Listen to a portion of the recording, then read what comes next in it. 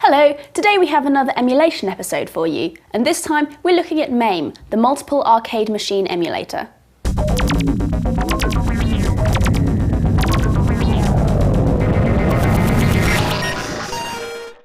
Now this is slightly different to some of the emulators we've been looking at. First off, as the name suggests, Mame can emulate a variety of different CPUs and arcade cabinets. And secondly, the main emphasis of the Mame project is not about bringing old games into modern gaming environments, but rather about preserving gaming history.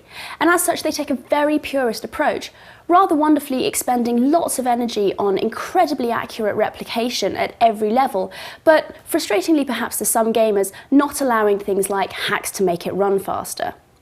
Currently, the main platform is Windows. There have been ports made for many other systems, but most of these are based on old versions and aren't being developed. However, Mame OS X and SDL are both up to date and under active development. Now, there are several different ways to get at Mame. You can download the source code and keep it up to date with regular diffs or using the CVS server if you're a bit of a code monkey and want to play around. Or you can download an executable version to just get in there and play. We simply downloaded the command line binaries from the website. Download and extract the ROMs to the /ROMs directory of the Mame folder, and then run Mame from the command prompt. It really is as simple as that. You may wish to remap the controls in the Configure General input screen, as the default has a rather uncomfortable hand shape and you'll probably accidentally hit the Windows key a lot, which is pretty annoying. Tab will also let you do this from in-game. Simply go to the control you want, hit enter, and then the button you want it mapped to. Don't forget to note which keys are start and credit. So what have I been playing? Well, believe it or not, Robbie Roto is one of the most compelling games on the Mame download page.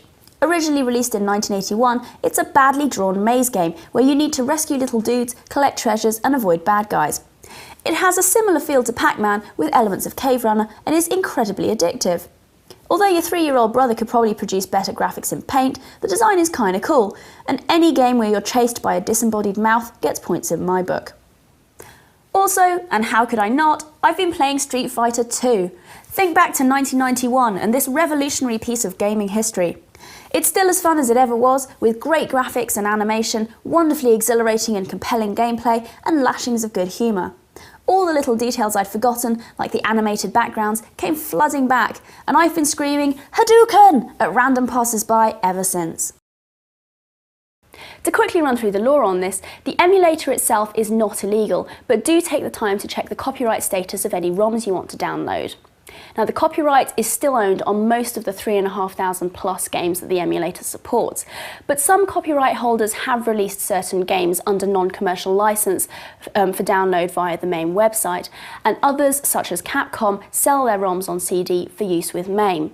For anything else, you're going to need to double check the law in the country wherever you're playing this. So there you have it, a wonderful piece of emulation software that will let you play your old favourites and do your bit to help preserve gaming history. See you next time.